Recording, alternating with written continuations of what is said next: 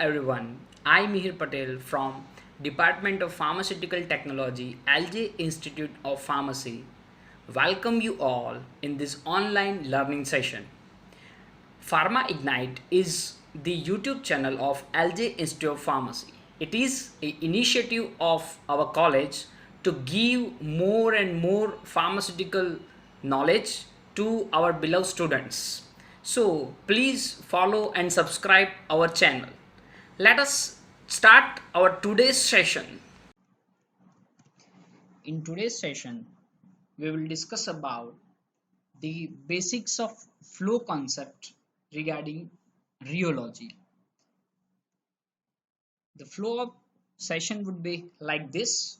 We will discuss about simple concept of viscosity, its relation with the Newton's law, then the basic flow nature, which is divided into two types. One that is Newtonian flow and second one that is non-Newtonian flow. So we'll go through the identification of this point. If we start with the first one, the basic concept of viscosity. So viscosity is nothing but simply defined as resistance to the flow. Viscosity is simply defined as resistance to the flow, but how it affects the flow, that we have to discuss in detail. So if we have to identify the concept of viscosity, for an example, if you take a simple liquid system, right, and consider its molecular theory, now what we can say, you can identify the one plate is stationary plate, that means bottom side, and another one that is the top side. Now you can have the identification of this arrow. The arrow is with the different length, you can see this, which indicates that velocity is going to change with respect to distance. So obviously the amount of velocity is lower at the downside. As it getting towards the upward direction, velocity is going to change, so and that is going to increase. Obviously the molecular force would be the maximum at the bottom side because of the weight force of all the different molecules.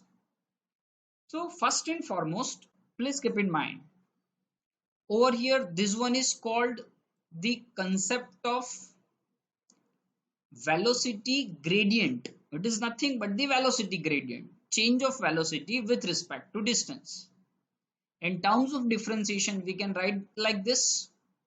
So the force is directly proportional to the area which is going to exposed, and when we remove this proportionality, we can put down the constant, proportionality constant. It is known as coefficient of viscosity. It is known as coefficient of viscosity.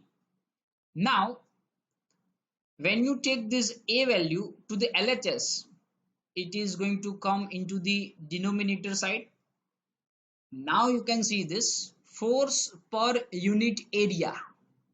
Force per unit area is nothing but the shearing stress which is going to exist, and the opposite side, if you say, that is proportionality constant eta, and finally dv by dr.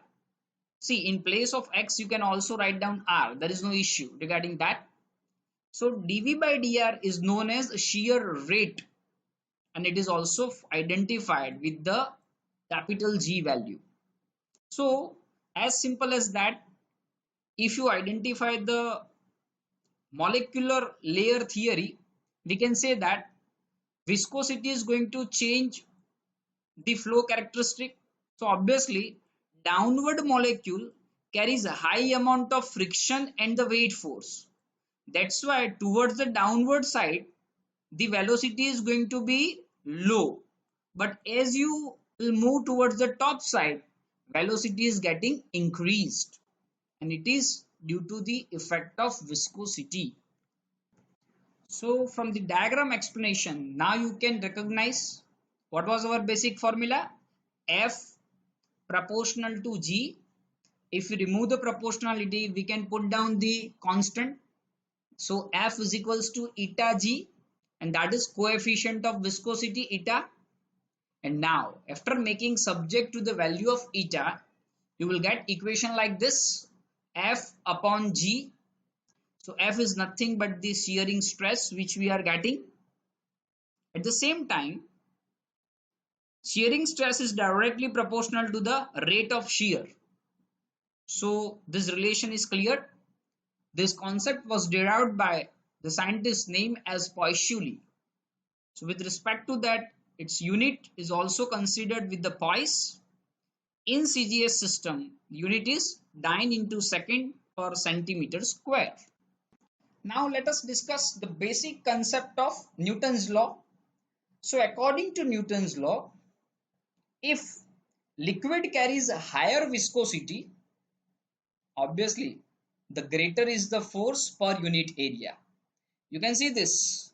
This one is force per unit area. Means if liquid carries a high viscosity, shearing stress will be high.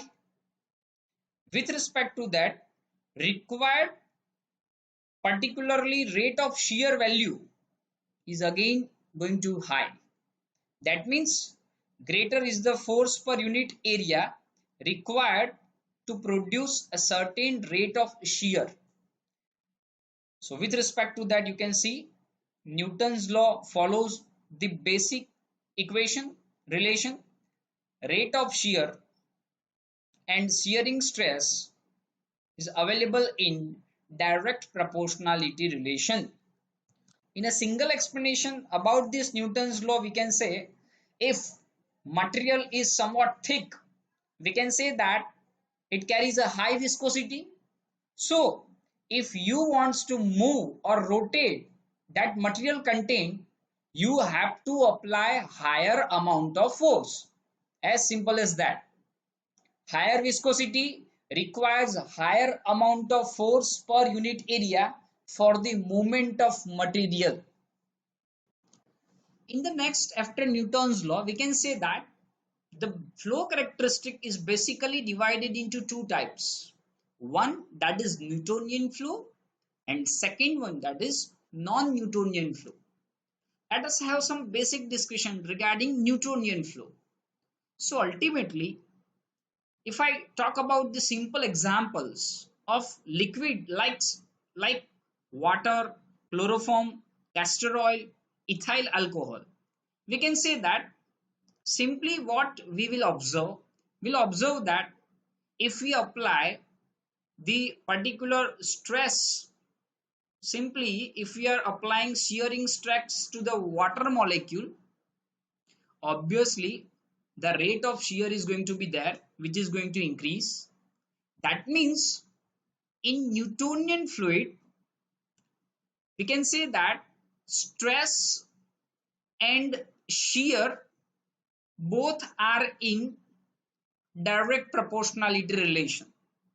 So the graph is going to linear and it is going to pass through the origin, and that's why when we remove this proportionality, ultimately we'll get the constant, and it is nothing but the presentation of viscosity. It is nothing but the presentation of viscosity that we can identify the basic structure with respect to the Newtonian flow.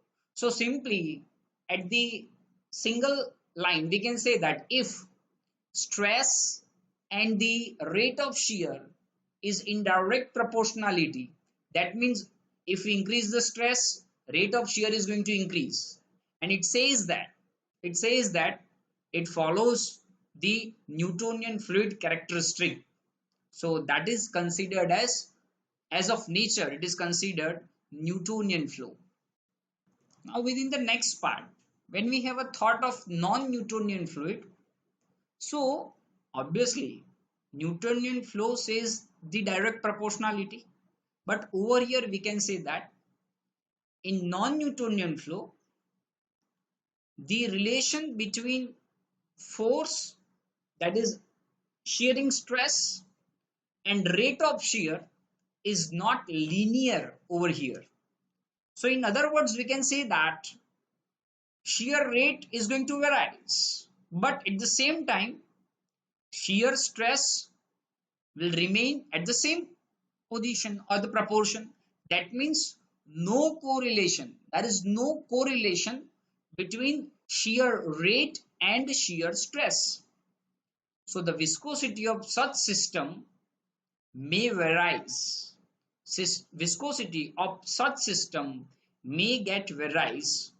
We can see this kind of phenomena in different kind of liquids as well as in solid heterogeneous dispersions like emulsion, suspension, colloids, and ointments. Means, in a nutshell, we can say that if you are talking about non-Newtonian flow, obviously there are different kind of relations which we can note down between the rate of shear and shearing stress. So in that point, we'll have a different natural identification with respect to the quality of our formulation. So based on the flow characteristic, mainly this Newtonian, non-Newtonian flow is divided into three major class. One flow that is known as plastic flow, second one that is pseudoplastic flow, and third one that is dilatant flow. See, basically it is divided into three classes. One that is plastic, second one is pseudoplastic, and third one is dilatant flow. Each flow is having its own characteristic. That means if you change down the material and its molecular composition, you will have a different relation with respect to shearing stress and this particular rate of shear. So with respect to this, keep in mind it is divided into three point of flow characteristics. So this was all about the basics of flow characteristic in rheology. So in next session, we'll start with the details of the plastic flow, pseudoplastic flow, and dilatant flow. I hope that all the points are clear with you. Stay connected with us for our next session. Till then, stay engaged, stay curious. Thank you.